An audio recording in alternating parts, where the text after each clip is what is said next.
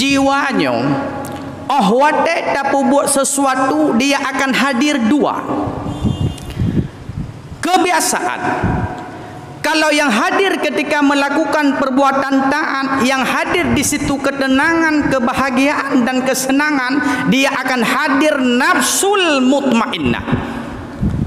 Tapi awate tapu buat kebajikan, jiwa ini memberontak, tidak akan pernah senang, merasa susah dan terbeban. Dia itu sedang dikuasai oleh nafsul amarah.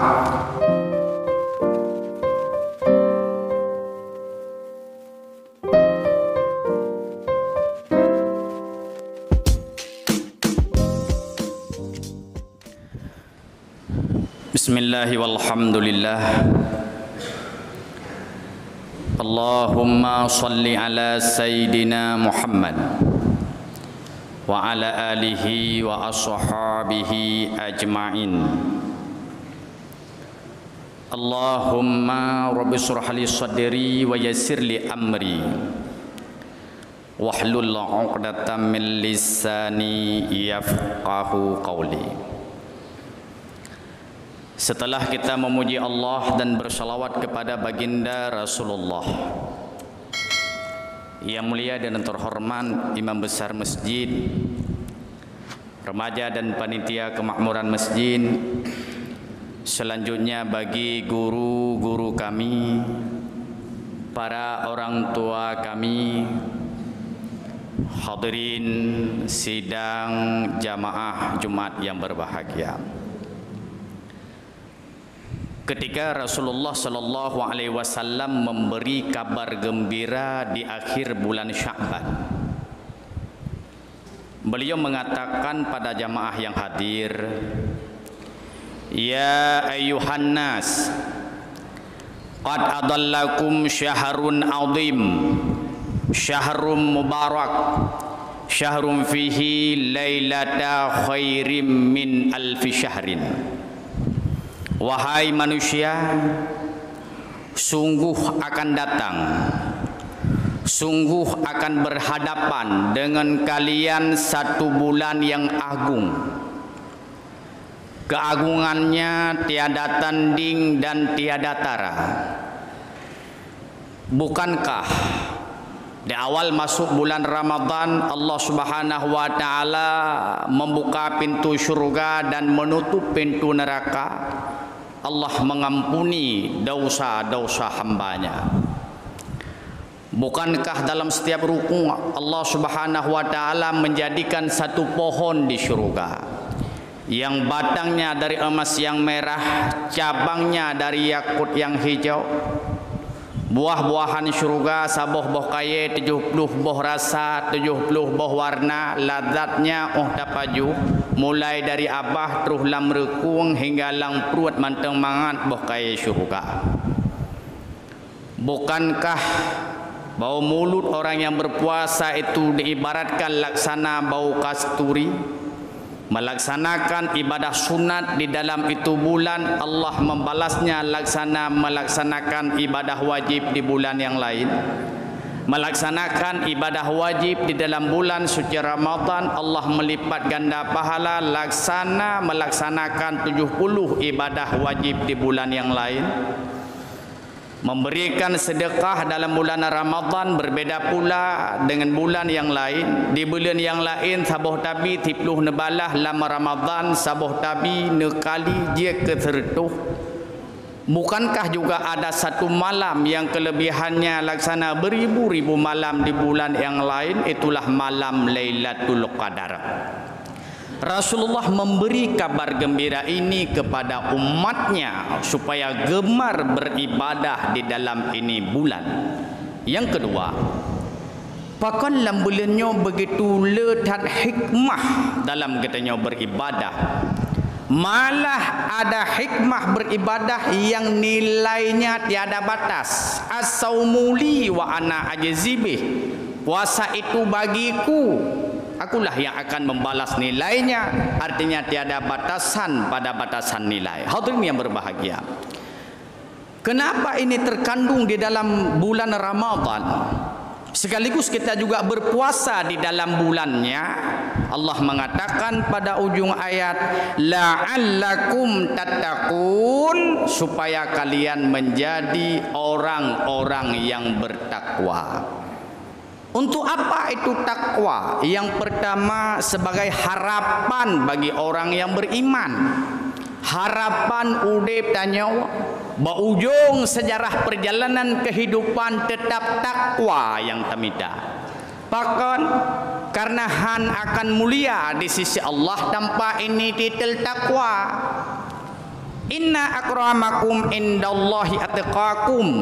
Sesungguhnya orang yang mulia di sisi Tuhanmu itulah orang-orang yang bertakwa. Ketika predikat takwa getanya dapati, maka sungguh mulia di sisi Allah. Oh, mulianya kata merumpa tentu dan pasti Allah akan menempatkan hamba yang mulia di sisinya.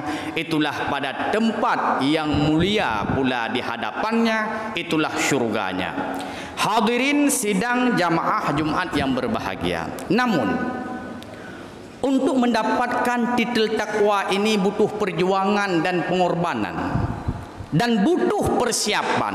Sehingga ulama ada yang mengatakan benar boh persiapan yang katanya miliki lamudep lebih-lebih dalam bulan Ramadannya untuk menggapai akan predikat takwa. Pertama, i'dadul fikri, persiapan pola pikir, persiapan jiwa. Bagaimana getanya tadi talatih jiwanya menjadi jiwa yang senang ketika berhadapan dengan ini Ramadan.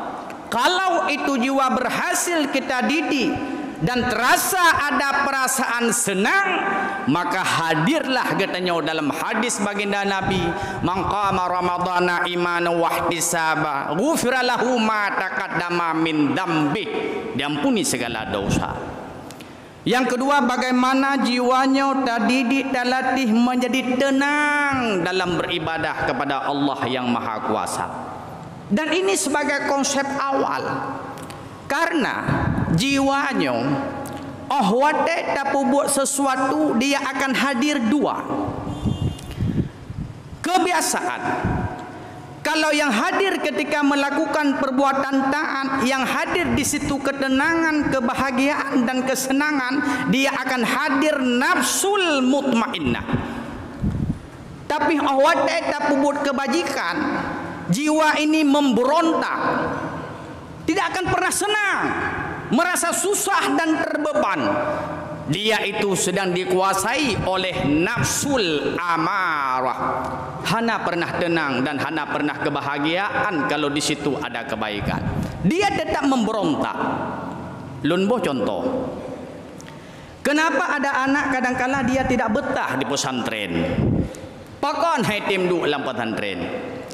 Jawabannya yang paling tepat, karena dia tidak merasa tenang, jiwanya tidak merasa aman, dan nafsunya selalu memberontak.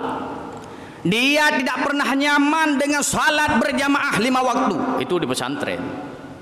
Dia tidak pernah senang bangun subuh jam 4:30. Jiwanya akan memberontak kalau dia selalu memegang Al-Quran, memegang kitab, karena itu rutinitas pesantren.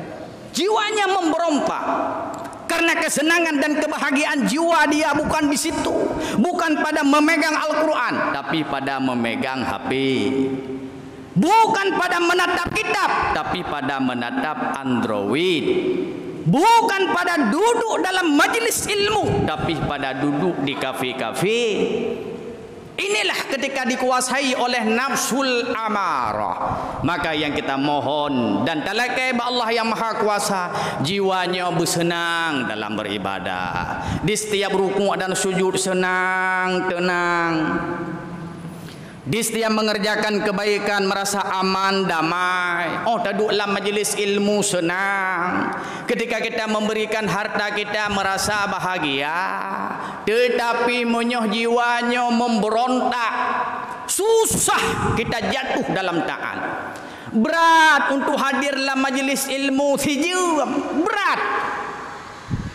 Padahal dua lagi ulam masjid ada kipas angin, sebahagian masjid ada AC. Tapi merasa berat bagi jiwa yang memberontak kebajikan. Giliran duduk di kafe, ia payah bayu, jamok dumika baki, mejem-jem hai berat. Ketika jiwa ini memberontak, ketika jiwa memberontak, giliran pada bersedekah itu susah, berat, tingat-tingat. Tetapi giliran bukan pada kebajikan, harta itu biasa-biasa saja. Sebab awatena alasan pakon berat bak mentedekah. Na urung kejawab mono sayang ke harta. Menyayang ke harta. Tidak ada orang yang memakai HP sampai 24 juta. Padahal kebutuhan hanya untuk foto, WA, telepon. Tetapi itu HP 24 juta, 15 juta. Kalau orang sayang kepada harta, tidak ada souvenir di rumah yang harganya 2 juta, 5 juta. Terus bak gukinya nayum ladom 5 juta. Lamra ada yang tak terpakai, itu hiasan jutaan. Berarti manusia itu tidak pernah sayang dia kepada harta. Plat motor nayum 20 juta. Di balik plat jadi BK1 hu lampu iliko cukup lagak. Lon pernah long tanyang padum bang lagak tak ngejawab 20 juta dongku. Berarti dia tidak sayang. Yang bermasalah adalah jiwanya itu yang memberontak kalau berbicara itu kebajikan. Maka inilah yang kita didik dalam ini Ramadan. Nafsul mutmainnah. Jiwa inilah, nafsu inilah yang Allah panggilkan esoknya di yaumil mahsyar. Ketika kita berada di yaumil mahsyar, maka Allah menyeru, ya ayyatuhan nafsul mutmainnah, irji'i ila rabbiki radiyatan maradiyah fadkhuli fi ibadi wadkhuli jannati. Hadirin yang berbahagia, maka yang pertama adalah persiapan jiwa menjadi jiwa yang tenang. Yang kedua, i'dadul jasad, persiapan pola hidup yang sehat. Sehingga Rasulullah SAW mengajarkan dalam bulan Ramadan bagaimana cara berbuka puasa yang sehat, bagaimana kita sahur yang sehat. Sehingga ada syariat sunat mentakhirkan sahur supaya kuat pula di harinya. Sehingga dengan tubuh yang sehatnya, hana alasan kita tidak mampu melaksanakan salat tarawih. Tidak ada alasan kita tidak mampu melaksanakan ibadah puasa. Yang ketiga, i'dadul mal, persiapan harta. Dan ini dilakukan oleh baginda Rasul Mustafa ketika dalam bulan suci Ramadan. Rasul lebih sungguh-sungguh lagi bersedekah. Bukan di bulan lain tidak ada, banyak, tetapi lebih. Sehingga ada riwayat dari Sayyidatuna Aisyah radhiyallahu an. Ketika ada orang yang datang menghampiri baginda Nabi, orang yang sama selalu di pura urun thot ya lakai Rasulullah. Uronyo katruh ya Rasulullah Nabi bulan. Sehingga hadirlah ya Rasulullah berikan.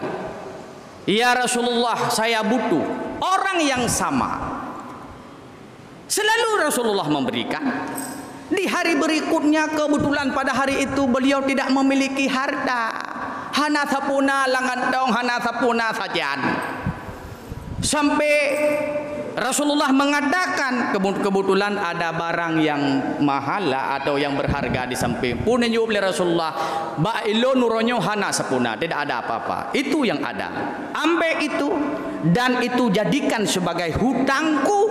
Insya Allah aku akan melunasinya ketika aku memiliki akan harta. Hana pernah putuh furung melakai. Ketika tidak ada pada diri beliau, beliau malah bisa terhutang untuk memberikan. Ini yang beliau lakukan, ini yang beliau praktekkan. Malah kalau ada yang tersimpan harta yang kira-kira tak terpakai, beliau itu merasa susah. Dan inilah yang diriwayatkan oleh Ummu Salamah. Pada satu hari beliau Ummu Salamah melihat baginda Nabi raut wajahnya agak sedikit lesu. Lagi-lagi terasa urung susah. Ummu Salamah menanyakan pada Rasulullah, "Ya Rasulullah, kenapa pada hari ini dirimu, mukamu begitu pucat dan kelihatan susah?" "Bukan, pu sakit ne. Pernah masalah." Najawab li Rasulullah, "Ada bersamaku 7 dirham. Yang uang itu tersimpan dari kemarin, belum aku pergunakan. Galom long puna berjalan agama. Nyawakah yang menyebabkan diriku susah?" Ini yang dipraktekkan oleh baginda Nabi. Sehingga sifat kedermawan dan persiapan harta untuk beribadah kepada Allah yang Maha Kuasa terwarisi bagi sahabat-sahabatnya baginda Nabi. Terbacalah kedermawannya Umar ibnu Khattab. Jika Rasulullah mengatakan esoknya kita akan berperang di jalan Allah, ada kebutuhan fasilitas perang, Umar tunjuk tangan, "Ya Rasulullah, baklung lerituh boh unta dan 100 dinar." Apa jawaban baginda Nabi? "Bahagia dirimu Umar, dan ingat kamu tidak akan mudarat dalam hidupmu."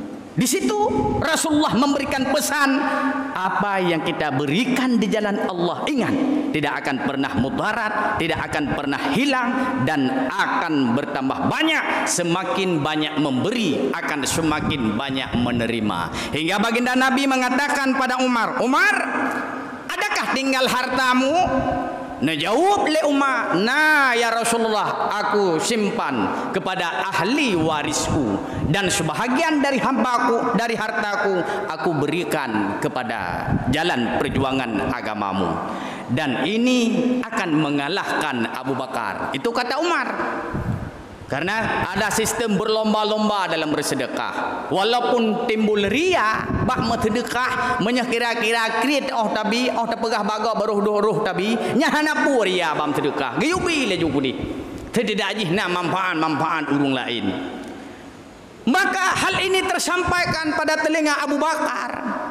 Abu Bakar membawa hartanya. Rasulullah menanyakan, "Ya Abu Bakar, masihkah tersimpan hartamu?" "Tidak ada." "Terus apa yang engkau wariskan kepada keluargamu? Apa yang engkau tinggalkan?" Abu Bakar menjawab, "Aku meninggalkan Tuhanku Allah, dan aku meninggalkan Rasulullah kepada ahli warisku."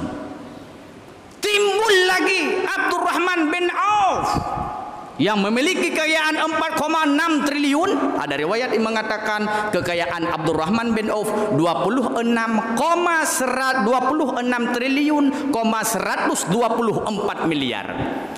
Akhir dari perjalanannya Abdurrahman bin Auf, itu harta dikembalikan kepada Allah yang Maha Kuasa. Karena Rasulullah dan generasi sahabat meyakini bahwa sesungguhnya amalan besar bagi orang yang memiliki harta itulah amalan pada hartanya. Hadirin sidang jamaah yang berbahagia, inilah yang disebutkan dengan love of the power, kekuatan cinta.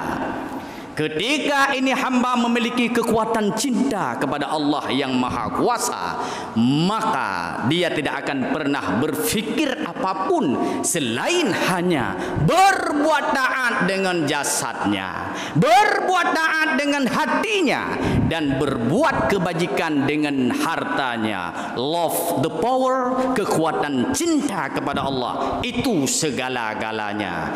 Hadirin sidang jamaah Jumat yang berbahagia. Yang keempat, i'dadur ruh, persiapan qalb. Inilah media berkomunikasi seorang hamba dengan Rabbnya, hati. Ketika hati ini bersih, maka komunikasi itu tembus. Tetapi ketika hati ini bermasalah, maka media komunikasi itu tetap bermasalah dan putus. Sehingga ketika kita membaca pada bab masalah khusyuk salat, itu dijelaskan Pun pegah salat itu ada nilai tergantung di mana adanya khusyuk. Khusyuk bukan tidak sah salat, karena itu tidak masuk dalam rukun salat, tetapi dia masuk pada ranah hati sehingga dikategorikan pada kebanyakan nilai dan makna, sehingga ditulis di situ. Buamu tulis pat yang na khusyuk inan yang na nilai salat. Ba hana khusyuk hana nilai. Kan hamzah nilai hana. Allahu akbar kabira walhamdulillah katsira. Khusyuk kita ada nilai. Terus Fatihah ka hana khusyuk nilai hana. Kenapa? Karena putus komunikasi dengan Allah. Media komunikasi ini putus. Hatinya sudah dikuasai lagi oleh hawa nafsu. Hanya dia mengatakan di lisannya, inna salati wa nusuki wa mahyaya wa mamati lillahi rabbil alamin. Ya Allah, sesungguhnya salatku, ibadahku, hidupku, matiku. Tetapi pengakuannya hanya di lisan, tak ada pengakuan di hati, sehingga tidak ada nilai pada itu ibadah. Inilah i'dadur ruh, supaya nilai kitanya, nilai ibadah kitanya benar makna, benar arti dan benar nilai. Hati ini harus bersih dari dosa-dosa hati. Innallaha la yanzuru ila suwarikum wa amwalikum, walakin yanzuru ila qulubikum wa a'malikum. Sesungguhnya Allah melihat dan menatap hambanya itulah pada hati dan pada amalnya. Malah bisa tak mendapatkan ampunan dosa pada ini bulan ketika hati kita bermasalah. Dan ini berangkat dari hadis ketika malam nisfu Sya'ban, Allah Subhanahu wa taala menatap hambanya, kemudian fayaghfiru li jami'i khalqihi, dan Allah mengampuni dosa hambanya kecuali dua orang. Itulah orang yang memiliki penyakit hati, musyrikin atau musyahidin, orang yang syirik dan orang yang membenci-benci, bermusuh-musuhan. Inilah makna daripada qalbun salim, yauma la yanfa'u malun wala banuna illa man atallaha biqalbin salim. Esoknya ketika harta tiada berarti, anak pun tiada bermakna, dengan apa kita menghadap Allah? Biqalbin salim, dengan hati yang selamat dari dosa hati. Ada ulama tafsir yang menafsirkan itu. Ada ulama tafsir yang mengatakan qalbun salim, hati yang selamat dari syirik. Ada juga yang mengatakan hati yang selamat dari dosa hati. Tiada iri, dengki, sombong, khianat, riya, takabur, ghadab, ghibah, dusta dan sebagainya. Hati kitanya putih gleh ban kaca. Wow, menghadap Allah yang Maha Kuasa, insya-Allah Allah akan diterima dan bahagia di sisinya. Mudah-mudahan kata demi kata, kalimat demi kalimat yaitu bila lisan Tuhan, moga bermanfaat bagi pribadi saya sendiri, kiranya bagi guru-guru kami, para orang tua kami, hadirin sidang jamaah Jumat yang berbahagia, moga bahagia dunia, bahagia akhirat. Dengan hikmah adanya bulan suci Ramadan, mari kita beramal dan bertambah beramal sehingga mulia kita esoknya di sisinya. Amin ya rabbal alamin. Alhamdulillahi rabbil alamin. Allahumma salli ala Sayyidina Muhammad wa ala alihi wa ashabihi ajma'in. Amma ba'du fa ya ibadallah, ittaqullaha haqqa tuqatih wa la tamutunna illa wa antum muslimun. Bismillahirrahmanirrahim. Qul huwallahu ahad, Allahus samad, lam yalid wa lam yulad wa lam yakul lahu kufuwan ahad. Barakallahu li wa lakum fil Qur'anil azim wa nafani wa iyyakum bima fihi minal ayati wa dzikril hakim wa taqabbala minni wa minkum tilawat innahu huwas sami'.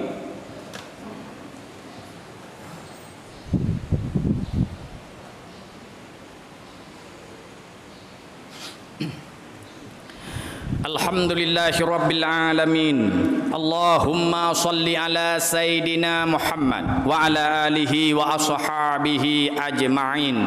Amma ba'du fa ya ibadallah ittaqullaha haqqa tuqatih wa la tamutunna illa wa antum muslimun. Bismillahirrahmanirrahim. Yauma la yanfa'u malun wa la banuna illa man atallaha biqalbin salim. Allahumma ighfir lil muslimina wal muslimat wal mu'minina wal mu'minat bi rahmatika ya arhamar rahimin. Rabbana atina fid dunya hasanah wa fil akhirati hasanah wa qina adzabannar. Walhamdulillahi rabbil alamin.